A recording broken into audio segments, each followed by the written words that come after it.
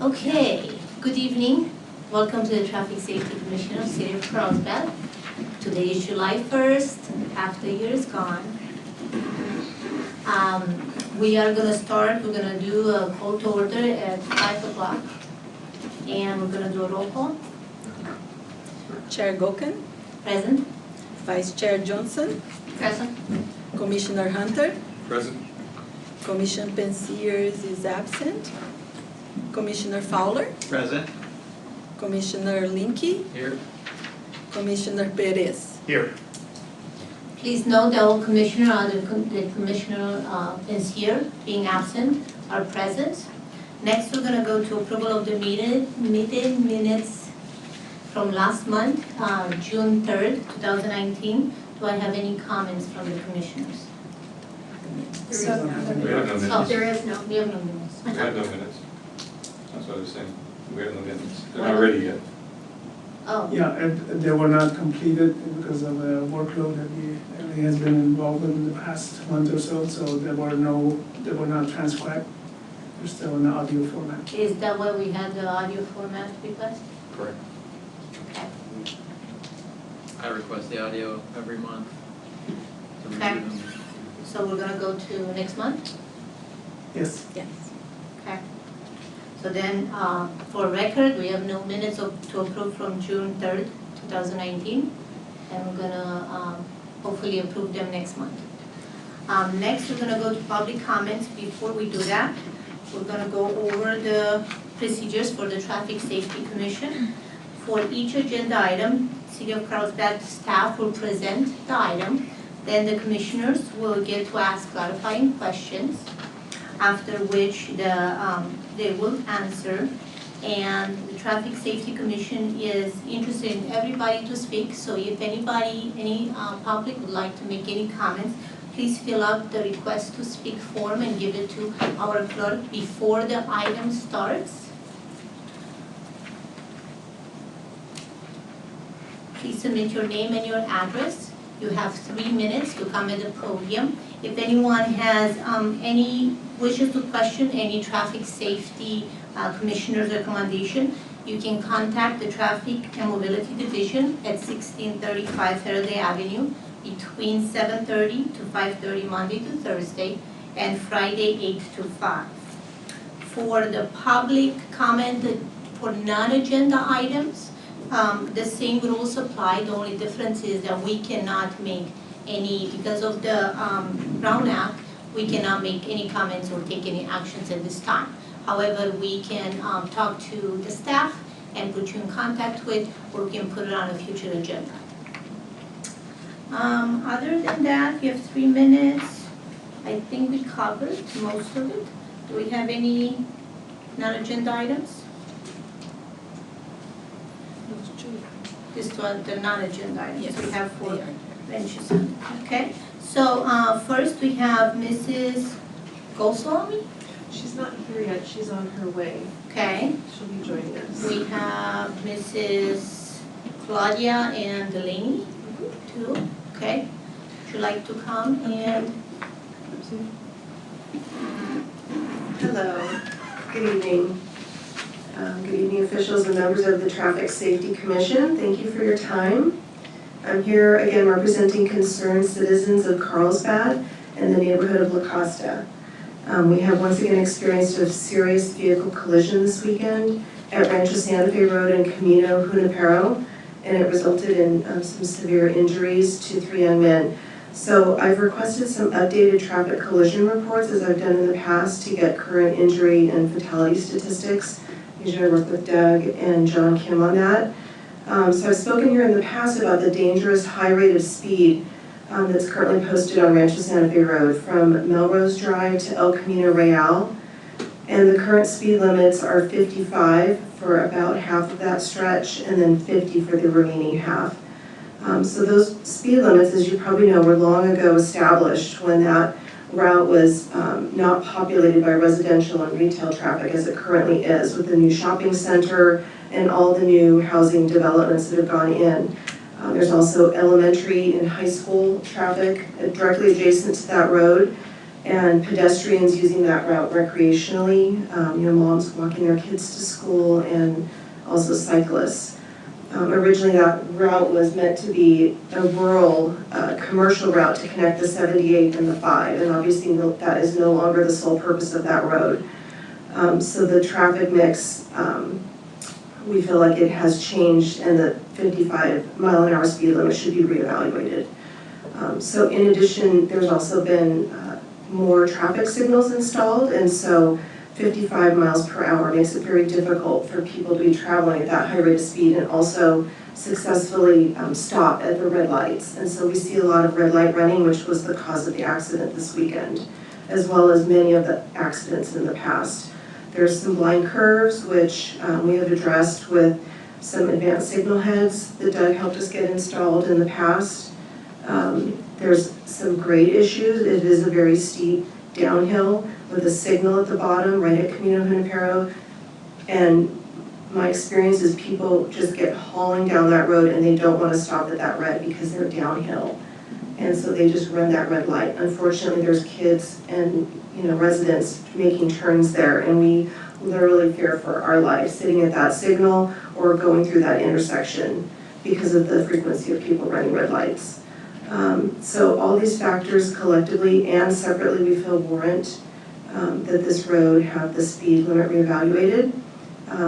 We know that there is the ability to use an exemption of the California state law to reevaluate this speed limit and how they dictate how those limits are set. So as I mentioned, I've worked over the last few years with Doug and the traffic engineering department to make these changes, and we have implemented some minor steps in order to make the area safer, but I feel like we do need to take additional steps. Some of the things Doug and I have worked on is increasing the presence of patrol units, enforcing the speed limit and stopping the people from running red lights. We did feel the presence there for a short period of time, but unfortunately it seemed to thin out over as the years progressed. So we don't really see a whole lot of police presence in our neighborhood, partially due because we're on the fringe of Carlsbad. We were able to put in some, like I mentioned, advanced speed signal heads at the blind curve sections of the road. Doug was able to get increased delay on the signal timing and also syncing up the lights. And they were also successful in narrowing the lanes from 12 feet to 11 feet and increasing the width of the bike lane, which I think may have helped to slow them a little bit, but I almost feel like it makes them more dangerous. So when we last I'm sorry, but I have to stop you, Okay. Because you're past your 3-minute time. But we will work with, especially since you worked with Doug and they're aware of what's Okay. going on. And we do have in our yearly plan, we are hoping that we take, we're focusing on intersections, but that's another, one thing that we as the commission we're gonna look over the year is to analyze each intersection and see which ones are high collisions, and we're going to extend to segments between, so if we can get there. But that's, yours will be one of the priorities, and since you worked with traffic, they will look into it and we'll go from there. Thank you. Thank And then you. she just had a couple comments. Hi, I'm Delaney. I'm 15.5 and I just got my permit, but it's pretty scary driving on the roads that have very high speed limits, so I appreciate your reconsideration of lowering the speed limits. Thank you. Thank you. And we have Mrs. Jennifer. Hi, Hi. this is my first time here, so thank you for letting me come and speak. I am a neighbor of Claudia, and I have my son with me here too. We live not far from the intersection, I think that you may have referenced, Junipero and Rancho Santa Fe, where there was a dangerous accident last weekend. And that intersection, I'm not sure if you're all familiar with that, but it splits La Costa Oaks. So many of our neighbors, our family friends, kids that go to school together, live on both sides of that intersection. My son is, now he's 13, and I'm really confident in his judgment, but I'm really afraid to have him walk across that intersection. It's crazy. So I know that the city's hamstrung in terms of what we can do with the speed limit there, but having lived in Singapore, there are many other measures I think that could be considered that I hope that you would think about. as a commission, zebra crossings, flashing lights, anything to get people's attention. You know, having taken the driver's test there, it is a little daunting to learn, you know, the 100 street signs that they have there. I'm not suggesting that, but certainly calling people's attention to the fact that there are children in the area, residents, pedestrians crossing with flashing lights, anything like that. I hope the city would think about investing some money into those sorts of measures if we cannot lower the speed limits, as you know. And also, it's great to see the police out there, but I don't think we should be dependent on police enforcement, because it will work for the short period of time while the officers are there, and then it will go back to normal. So I think that is a good, you know, additional measure, but that shouldn't be the only measure that we're looking at. We should be looking at, you know, lights, zebra crossings, those sorts of measures. So I really hope that you would consider that. So thanks so much. Thank you. Do we have any other public comment for non-agenda items? No? Okay, sure, go ahead. Good evening. I would like to introduce a couple of new faces you may have not seen. One is a gentleman sitting in the back. Sean Hari is the new Public Works Director at Mobility Transportation. He will be Marshall Plant's replacement, and we're very happy to have him. He comes with many years of experience in City of LA, and if you would like to come and introduce yourself, please do.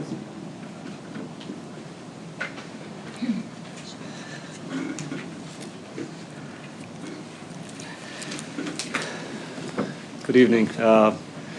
Thank you for promoting me. I'm a transportation director, not public works director. My boss is sitting back there. I saw that. Yes, I come from City of Los Angeles. I spent 30 years working for the Department of Transportation in multiple different positions, capital improvement, traffic operations, the technology, ITS portion, and also transportation planning. But my career ran its course, and I'm really excited to be here to help maybe add a element of new blood to the city of Carlsbad. I know I'm just learning things and getting my feet wet, but I'm looking forward to working with you and trying to make the city a safer place for our residents. Almost the same like Los Angeles. Yeah, it's just a little bit smaller, but not noticeable. Well, welcome. Anybody has any questions? No? No. No, All right. we'll Thank you. welcome you and looking forward to see you. Thank you. In addition, I also would like to welcome Amanda Guy from City Attorney's Office. She has joined us tonight because of a couple of items that have legal ramifications that we should be aware of, and I We got to that point that we have legal representation on the board, right? Special already. Never had that problem when I was a chairman. It's all my fault.